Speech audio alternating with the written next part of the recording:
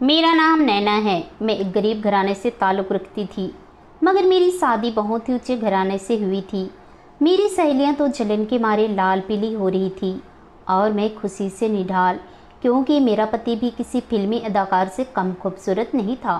गिन गिन कर मैंने दिन गुजारे थे। खैर वह लम्हा भी आ गया जब मैं अपनी कुटिया जैसे घर से निकलकर महल की रानी बन गई थी। शादी की शेष बार मेरे पति ने हमेशा मेरा साथ देने के कई वादे किए थे। मैं बहुत खुश थी, मगर कहते हैं ना, हर फूल के साथ एक कांटा भी होता है। हर खुशी की आगोश में एक नन्हा सा गम भी छुपा होता है। इस बात की मुझे समझ अपनी शादी की सुबह आई थी। मैं अपने घर में सुबह देर से उठने की आदत थी। मेरा ससुराल भी काफ़ी मॉडर्न था। मुझे लगा था यहाँ मुझ पर किसी किस्म की रोक टोक नहीं होगी। मेरे ससुराल में था ही कौन, एक पति, एक सास और एक ननद। इसलिए मैं घोड़े गधे बेचकर सो रही थी जब अचानक हमारे कमरे का दरवाज़ा किसी ने ज़ोर ज़ोर से खटखटाया था, जैसे कोई भूचाली आ गया हो। मेरे पति एकदम से घबराकर उठ खड़े हुए थे। मैं भी आंखें मलते उठकर बेड पर बैठ चुकी थी। दरवाजे पर दस्तक बढ़ती ही चली जा रही थी। संदीप ने जल्दी से दरवाज़ा खोला तो सामने मेरी ननद खड़ी थी। वह अपने भाई को पीछे करते हुए मुझ तक पहुंची थी और एक अदा से बोली, भाभी आप अभी तक सो रही हैं, जल्दी से उठिए, मुझे आपके हाथ से नाश्ता करना है। मेरी सारी दोस्त अपनी भाभीयों के हाथ से नाश्ता करती है। मैं इस अचानक फरमाइश पर घबरा सी गई थी। खुशी के पीछे ही मेरी सास भी पहुंची थी। वो खुशी को डांट रही थी कि यह क्या पकाना है, अभी तो बहू ने मीठा भी नहीं बनाया। तो खुशी बोली, पहले मीठा बना लेंगी भाभी, फिर मेरे लिए नाश्ता बना लेंगी। फिर वो बोली, भाभी आप 15 मिनट में फ्रेश होकर किचन में आ जाइए, मुझे बहुत भूख लगी है। सासू नंद के जाने के बाद मैंने संदीप की जानिब मदद तलब नज़रों से देखा था। वह अपनी बहन की इस हरकत पर मुस्कुरा रहे थे। मुझे खूब तब चढ़ी थी, इसलिए मैं बोली, संदीप मुझे खुशी की यह हरकत बिल्कुल भी अच्छी नहीं लगी। इसे जाकर समझाइए कि मैं इस घर की बहू हूँ, नौकरानी नहीं। मेरी इस बात पर संदीप के माथे पर बल पड़ गए थे। वह काफ़ी रूखे लहजे में बोले थे, नैना आज तुमने ऐसी बात कर ली है, मगर मैं दोबारा तुम्हारे मुंह से कुछ ऐसा ना सुनूं। खुशी मेरी औलाद की तरह है। पापा के इंतकाल के बाद मैंने उसे बाप बनकर पाला है।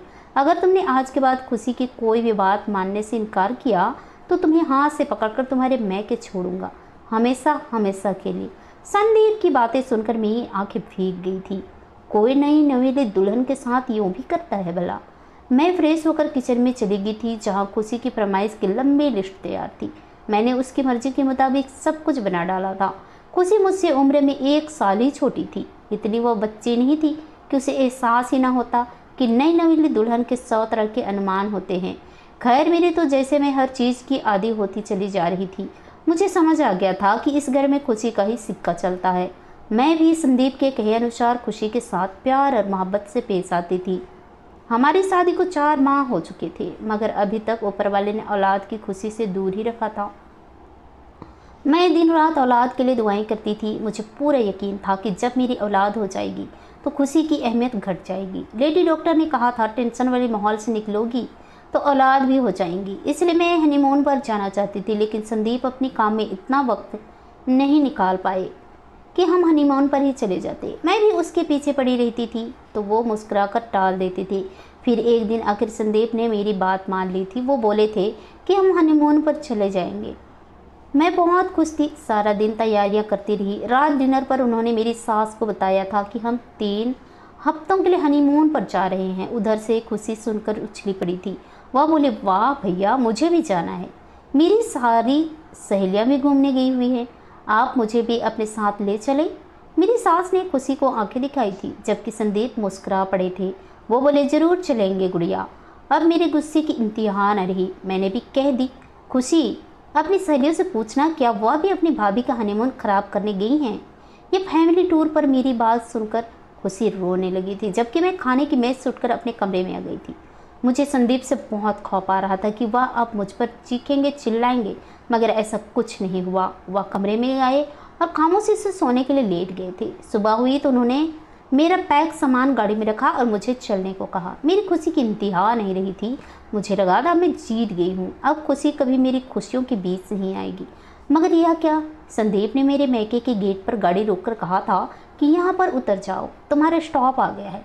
मैं न समझी से उसकी को देखती रही थी। वो बोले, मैं माँ और खुशी सैर को जा रहे हैं। तुम्हें घर पर अकेला छोड़ना ठीक नहीं लगा, इसलिए इधर छोड़कर जा रहा हूँ। जब तक तुम्हारी अकल सेट नहीं हो जाती तुम यहीं पर रहोगी। वो शब्द नहीं नस्तार थे जिन्होंने मेरा पूरा बदन छलनी कर दिया था। मैं लूटी पुटी सी घर दाखिला हुई तो मेरी माँ ने मुझे अपनी आगोश में भर लिया था। 3 दिन ही सुकून से गुजरे होंगे। भाभी ने मुझ पर जुल्मे कसने शुरू कर दिए थे। वो मेरी माँ की परवरिश पर खुद मजाक करती कि बेटी की कैसे परवरिश की है, 4 माह भी घर न बसा सकी। कुछ ही दिन गुजरे होंगे कि भाई ने भी कह दिया कि नैना अब तुम यहाँ मेहमान तो नहीं हो, मेहमान तो 2 दिन का होता है और तुम तो यहाँ पर पूरा डेरा जमा कर बैठ गई। अपनी भाभी के साथ काम में हाथ बटाया करो। मुझे इन सब के रवैये बहुत दुख दे रहे थे। 2 वक्त की रोटी के लिए भी मुझे मजदूरी करना पड़ रही थी। हमारे रिश्तेदार भी घर आकर 100 बातें सुनाकर जाते थे कि नैना को तो ससुराल में दिल ही नहीं लगा। पता नहीं क्या चक्कर था। इन्हीं बातों से तंग आकर मैं 2 महीने बाद अपने सामान उठाकर वापस ससुराल चली गई थी। मेरी सास ने मेरा बड़ा स्वागत किया था, जबकि खुशी मुझे वहाँ देखकर मुंह बनाई थी। वह बोले, भाभी आपने बिना वजह आने की तकलीफ की है, मैं तो भैया के लिए दुल्हन ढूंढ रही थी। उसकी बात सुनकर मेरा दिल दहल गया था, क्योंकि होना तो वही था जो खुशी कहती। मगर मेरी सास ने खुशी को सख्त सुनाकर चुप करवा दिया था। संदीप जब ऑफिस से वापस आए तो मुझे देखकर उन्हें जरा खुशी नहीं हुई थी।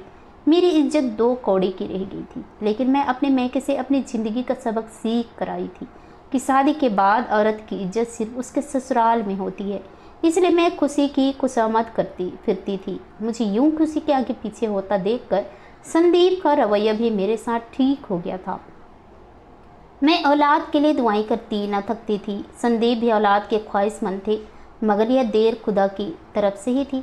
हम दोनों फिट थे। उधर खुशी मुझे जलील करने की हर मुमकिन कोशिश करती थी, मगर मैंने नोट किया था कि आजकल वह किसी और ही चक्कर में थी। वह सारा दिन अपने कमरे में रहती थी, घर से 2-2 घंटे के लिए गायब हो जाती थी। मैंने भी उसका राज जानने की ठान ली थी। उसके लिए मुझे बहुत जतन करना पड़े थे, मगर आखिरकार सब कब तक छुप सकता था। तो बात यह थी कि खुशी का किसी के साथ चक्कर चल रहा था। हमारे मोहल्ले में एक नया लड़का आया था। उसका नाम दीपक था। उसका गहरा काला रंग कपड़े से भी वह गरीबी की चक्री में पीसता हुआ एक नौजवान लगता था। उससे ऐसी कोई खूबी नहीं थी कि जिसकी बिना पर उससे मोहब्बत की जाती, मगर खुशी की आंखों पर पता नहीं क्या पट्टी बन गई थी। मैं इस सारे मामले से बड़ी लुप्त अंदाज हुई थी। हर शाम वो खुशी को एक लिफाफा थमा जाता। उसके बाद खुशी कई घंटों के लिए अपने कमरे में बंद हो जाती थी। अब मैंने ठान लिया था कि अपने पति को उसकी लाडली का असली रूप दिखाऊंगी। इसलिए मैं और संदीप जब भी इकट्ठे बैठते मैं उससे यही कहती कि खुशी का कहीं अच्छी जगह रिश्ता ढूंढ लो, जवानी बड़ी तेज होती है, आजकल को तो जमाना ही ऐसा है। संदीप मेरी बात से चिढ़ जाते और कहते, जमाना जैसे भी हो मेरी बहन को इस जमाने की हवा नहीं लगी। मैं दिल में उसकी इस खुशी गुमाने पर खूब हंसती। अब मैं खुशी की पूरी जासूसी कर रही थी। एक दिन मैंने खुशी को घर से बड़ा तैयार होकर निकलते देखा था। मैंने भी उसका पीछा इच्छा करने की ठान ली थी। मैं उससे फासला रखकर उसके पीछे पीछे चल रही थी। वह घर से सहेली के घर का कहकर निकली थी। हमारी गली से मोड़ खाकर वो एक आलीशान सी गाड़ी में जा बैठी थी। मैंने थोड़ा सा आगे होकर देखा तो उसमें एक निहायत हैंडसम लड़का बैठा था। वो लड़का शक्ल से ही रईस लग रहा था। खैर मैं घर वापस आ गई थी। मुझे बेइंतहा जलन हो रही थी। आखिर खुशी के हाथ इतनी बड़ी दौलत लगी कैसी थी? इस बात की तह तक पहुंचने के लिए मैंने पूरी राज मालूम करने की कोशिश की थी। राज जानकर बड़ी बेचैन सी हो गई थी। बात यह सामने आई थी कि खुशी और उस रईस लड़की की मोहब्बत बड़ी जोर शोर से चल रही थी, जबकि वह लड़का तो सिर्फ उस रईस लड़के को खत देने आता था। यह कैसे हो सकता था कि खुशी इस घर में ऐशो इशरात की ज़िंदगी गुजारने के बाद अब अगले घर जाकर भी खुशहाल रहे? इस तरह तो उसे कभी भी सजा ना मिलती उस सब की जो उसने मेरे साथ किया था। मैंने एक खतरनाक मंसूबा बना डाला था। इस मंसूबे के आगे या तो मेरे लिए जन्नत थी या फिर जहन्नुम, लेकिन मैं बेपरवाह होकर उसमें कूद पड़ी थी। मैंने संदीप से साफ शब्द में कह दिया था कि मैंने अपनी आंखों से खुशी को किसी लड़के के साथ जाते हुए देखा है। मेरी बात सुनकर उन्होंने बहुत हंगामे किया था, मुझे बुरा भला कहा था, लेकिन मैंने हर हाल में मानी नहीं थी। मैं हर रोज़ थोड़ा थोड़ा शब्दों का जहर संदीप के कान में उड़ेले रहती थी। एक दिन वो रईस लड़का खुशी से उसी लड़के के घर में मिलने आया था। शायद शादी का बात तय करने आया था। मैंने संदीप को फ़ोन करके घर बुला लिया था। वह घर आए तो मैं उनको अपने साथ छत पर ले गई थी। हमें ज़्यादा इंतजार नहीं करना पड़ा था। जल्दी खुशी उस घर से निकलकर अपने घर की तरफ बढ़ाई थी। मैंने संदीप को कहा कि वह गेट के पीछे छुपकर हमारी बातें सुने। उसका रंग गुस्से से लाल हो रहा था। वो मेरे पीछे चले आए थे। खुशी जैसे ही घर दाखिल हुई, मैंने उसे गुस्सा चढ़ाने के लिए कहा, खुशी मैं देख चुकी हूँ तुम कहाँ से आ रही हो। तुम्हें जरा शर्म नहीं आई? तुमने तो अपने भाई के मुँह का कालंक मल दी है। वो हमेशा की तरह मुझ पर ठोस जमाते हुए बोले, हाँ मिलकर आई हूँ उस लड़के से। मेरा और उस लड़के का चक्कर चल रहा है। यूं ही मैं हर रोज़ उस लड़के से मिलने जाती हूँ। सबकी आंखों में धूल झोंक कर जान लिया सच, अब खुश। लेकिन यह सब जानकर भी आपको कोई फ़ायदा हासिल नहीं होने वाला, क्योंकि आपकी बात पर हर कोई यकीन नहीं करेगा। भाई को बताएंगे तो वह तलाक देकर घर से निकाल देंगे, मगर मुझ पर शक नहीं करेंगे, क्योंकि वह मुझ पर अंधा विश्वास करते हैं। खुशी की बातें सुनकर संदीप गेट के पीछे से निकल आए थे। उन्होंने थप्पड़ मार मार कर खुशी का मुंह लाल कर दिया था। मेरी सास भी भागकर अपनी बच्ची को बचाने के लिए आई थी। संदीप बोले, अंधा विश्वास करता हूँ मगर अंधा नहीं हूँ। आज अगर पापा जिंदा होते तो वह तुम्हें अपने हाथों से कत्ल कर देते, मगर मैं तुम्हारी ज़िंदगी बख्श रहा हूँ। फिर तो सब कुछ चुटकियों में ही हुआ था। संदीप ने पंडित को बुला लिया और उस सांवले लड़के को भी थप्पड़ मार मार कर घर से ले आई थी। उस सांवले लड़के ने हमारे घर आकर वही सब कुछ कहा था जो मैं उसे सिखा कर आई थी। उस दिन से कोई 4 दिन पहले मैं उस सांवले लड़के के घर गई थी। वह काफ़ी गरीब सा था। माँ के इलाज के लिए उसको 50,000 की ज़रूरत थी। मैंने उसको 1 लाख देकर खरीद लिया था। इस तरह उसने वही सब कुछ कहा जो मैं उसके मुंह से कहलवाना चाहती थी। यूं उन दोनों का शादी हो रहा था। यह सब ड्रामा जिसकी मैं डायरेक्टर भी थी। खुशी से देख रही थी। खुशी हाथ जोड़कर कह रही थी कि भैया मेरी बात सुन ले, मैं दूसरे लड़के से मोहब्बत करती हूँ। इस बात पर तो संदीप को गुस्सा आ गया था कि उसकी बहन कितने लड़कों को जानती थी। मेरी सास ने रो रो कर बुरा हाल बना लिया था। खैर मेरी दिल्ली तमन्ना पूरी हो गई और खुशी का मनहूस शय मेरी ज़िंदगी से हमेशा हमेशा के लिए छट गया था। मुझे उसका अंजाम सोच सोच कर हंसी आती थी। उसने शादी के बाद मेरे साथ बहुत बुरा किया था, अब उसके साथ बुरा हो रहा होगा। वो तो लोगों के बर्तन मांझ मांझ कर अपना पेट भरती होगी। मेरी सास खुशी के वोक के बाद बिल्कुल भी ढल सी गई थी और मैं शेरनी बन गई थी। मैं अपनी सास से पूरे घर के काम करवाने लगी थी। उन्हीं दिनों में ऊपर वाले ने मुझे औलाद की खुशी दी थी। मैं माँ बनने वाली थी तो संदीप के दिल से बहन का गम निकाला था। अब तो मैं उसकी लाडली बीवी बन चुकी थी। हर चीज़ मेरे हुक्म पर होती थी। यही सब तो मैं चाहती थी। बिना वजह खुशी ने मेरा इतना कीमती वक्त बर्बाद किया था। खैर अब तो घर के बर्तन तक मैं अपनी सास से मंजवाती थी। यूं ही मेरे 8 माह पूरे हो चुके थे। उधर मेरे आराम के दिन थे, मगर मेरी सास ने तो अजीब ड्रामा शुरू कर दिया था। कभी उनको चक्कर आ रहे होते तो कभी उनका भी मत लाने लगता। वो सारा सारा दिन कहती रहती। अब तो उसका बेटा भी उसके लिए फिक्र हो रहा था। मेरी भी हालत ऐसी हो रही थी कि काम ही नहीं होता था, जबकि मेरी सास तो पूरी बेड रेस्ट पर थी। मैं यह सब ड्रामा ही समझती रही थी, मगर उसकी असलियत तो मुझे तब मालूम हुई जब मैंने उन्हें गायनी वार्ड में देखा था। बेटी तो बेटी, माँ भी किसी से कम नहीं निकली थी। उसने भी मेरे और संदीप की आंखों में धूल झोंकी थी। हुआ यह था कि पेट में दर्द का बहाना बनाकर संदीप के सामने रोती रहती। वो भी मेरे लिए काफ़ी फिक्रमंद थे। मैंने उसकी माँ के घर जाने की इजाज़त मांगी तो उन्होंने दे दी। उन्होंने मुझे तसल्ली दी थी कि वो मेरे पीछे सब संभालेंगे। मैं आराम के चक्कर में माँ के घर पहुँच चुकी थी। दुनिया में शायद सिर्फ माएँ ही हैं बेगर्ज मोहब्बत करती है। मेरी माँ ने बड़ी खुशी दिल्ली से मेरा स्वागत किया था। वह तो मुझे बेड से उतार कर पानी भी नहीं पीने देती थी। कुछ दिन तो भाभी ने भी बिठाकर खिला दिया था। अब तो उसकी आंखों के सामने भी अंधेरा छाने लगा था। वह मुझसे बहाने बहाने से काम करने को कहती थी। एक दिन तो मेरे हाथ में झाड़ू पकड़ाकर बोली, लो यह घर का झाड़ू पोछा करो, इससे तुम्हारी डिलीवरी में आसानी हो जाएगी। मैंने सिकवागुन नज़रों से माँ की तरफ देखा तो वो मुझे बहुत बेबस नजर आई थी। मैंने बड़े गुस्से से झाड़ू पकड़ा और इधर उधर जोर जोर से मारने लगी। यूं ही न जाने किस मोड़ी घड़ी में मेरा पैर मुड़ा और मैं सीढ़ियों से नीचे गिर गिरी।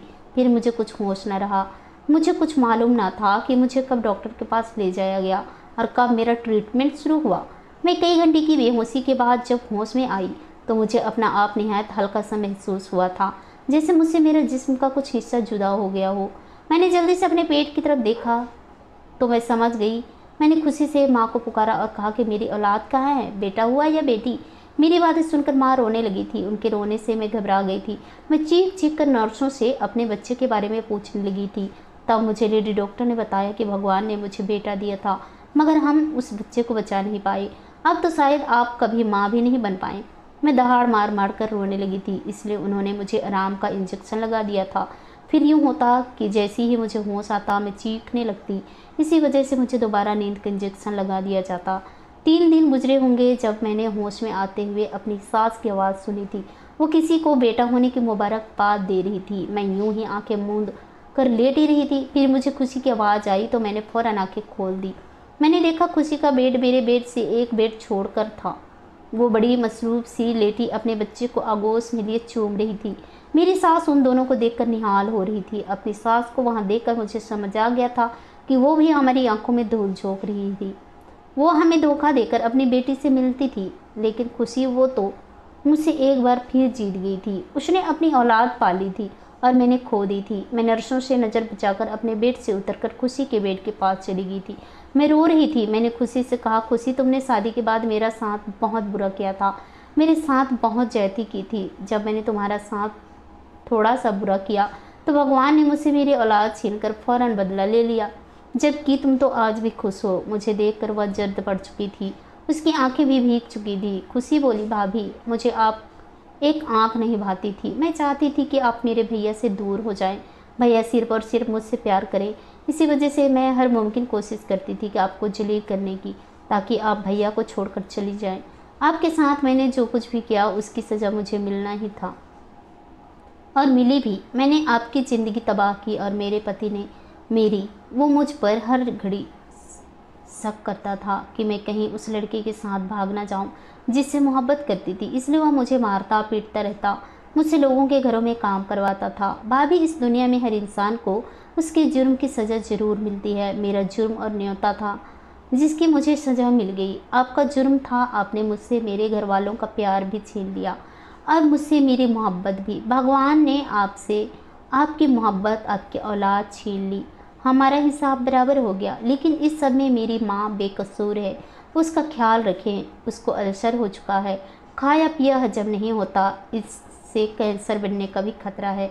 आप अपने जिम्मे एक और गुनाह मत लें, इस पर रहम करें। शायद इनकी दुआ आपको लग जाए और भगवान आपको फिर से औलाद नसीब कर दे। खुशी की बातें सुनकर मैं हताश रह गई थी। मुझे मालूम पड़ चुका था कि मुझसे गलती कहाँ हुई थी। मैंने भगवान के सामने अपने गुनाह कबूल किए और उनसे माफ़ी मांग ली और आइंदा से अपनी सास का ख्याल रखने की कसम खा ली थी। अब मैं सास का खूब ख्याल रखती थी। 2 साल बाद ऊपर वाले ने फिर से मेरी गोद भर दी। आज हम सब बहुत खुश हैं।